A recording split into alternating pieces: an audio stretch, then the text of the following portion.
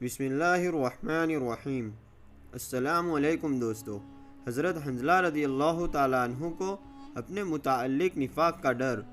حضرت حنظلہ رضی اللہ تعالیٰ عنہ کہتے ہیں کہ ایک مرتبہ ہم لوگ حضور صلی اللہ علیہ وسلم کی مجلس میں تھے۔ حضور اقدس صلی اللہ علیہ وسلم نے وعظ فرمایا جس سے قلوب نرم ہو گئے اور آنکھوں سے آنسو بہنے لگے اور اپنی حقیقت ہمیں ظاہر ہو گئی۔ حضور صلی اللہ علیہ وسلم کی مجلس سے اٹھ کر میں گھر آیا، بیوی بچے پاس آ گئے اور کچھ دنیا کا ذکر تذکرہ شروع ہو گیا اور بچوں کے ساتھ ہنسنا بولنا، بیوی کے ساتھ مذاق شروع ہو گیا اور وہ حالات جاتی رہی جو حضور صلی اللہ علیہ وسلم کی مجلس میں تھی۔ دفعتاً خیال آیا کہ میں پہلے سے کس حال میں تھا، اب کیا ہو گیا؟ میں نے اپنے دل میں کہا کہ تو منافق ہو گیا کہ ظاہر میں حضور اقدس صلی اللہ علیہ وسلم کے سامنے تو وہ حال تھا اور اب گھر میں آ کر یہ حالت ہو گئی۔ میں اس پر افسوس اور رنج کرتا ہوا اور یہ کہتا ہوا گھر سے نکلا کہ حنظلہ رضی اللہ تعالیٰ عنہ تو منافق ہو گیا۔ سامنے سے حضرت ابوبکر صدیق رضی اللہ تعالیٰ عنہ تشریف لا رہے تھے۔ میں نے ان سے عرض کیا کہ حنظلہ رضی اللہ تعالیٰ عنہ تو منافق ہو گیا۔ وہ یہ سن کر فرمانے لگے کہ سبحان اللہ، کیا کہہ رہے ہو؟ ہرگز نہیں، میں نے صورت بیان کی ہے۔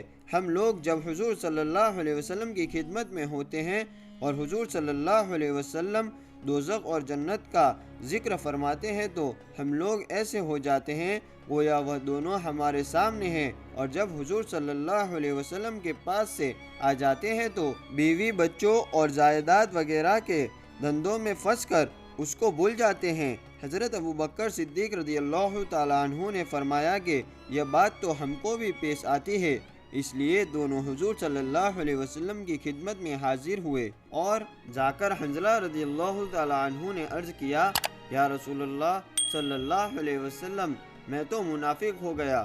حضور صلی اللہ علیہ وسلم نے فرمایا کہ کیا بات ہوئی؟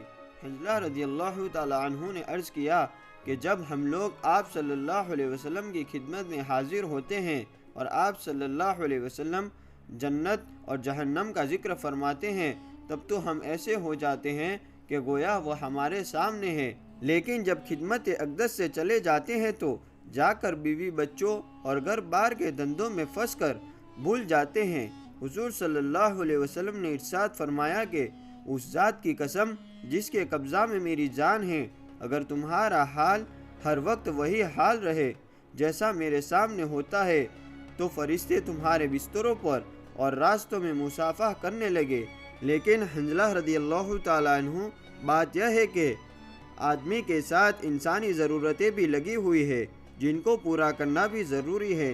کھانا پینا، بیوی بچے اور ان کی خیر خبر لینا، یہ بھی ضروری چیزیں ہیں، اس لیے اس قسم کے حالات کبھی بھی حاصل ہوتے ہیں، نہ ہر وقت یہ حاصل ہوتے ہیں اور نہ اس کی امید رکھنا چاہیے۔ یہ فرشتوں کی شان ہے کہ ان کو کوئی دوسرا دھندا ہے ہی نہیں، نہ بیوی بچے، نہ فکر معاش اور نہ دنیاوی قصے، اور انسان کے ساتھ چونکہ بشری ضروریات لگی ہوئی ہے اس لیے وہ ہر وقت ایک سی حالت پر نہیں رہ سکتا۔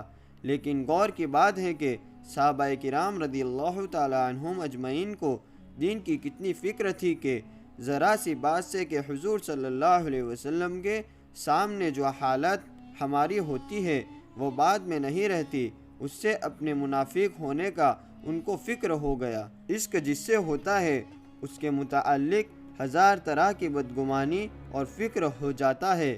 بیٹے سے محبت ہو اور وہ کہیں سفر میں چلا جائے، پھر دیکھیے ہر وقت خیریت کی خبر کا فکر رہتا ہے، اور جو یہ بھی معلوم ہو جائے کہ وہاں طاعون یا فساد ہو گیا، پھر خدا نہ جانے کتنے خطوط اور تار پہنچیں گے۔ اسی لیے میرے بھائیوں، ہم لوگ بھی آج سے عہد اور ارادہ کریں کہ ہم لوگ بھی ایسے گناہ کے کاموں سے بچیں گے، اور اللہ رب العزت ہم سب کو گناہ کے کاموں سے بچنے کی توفیق عطا فرمائے۔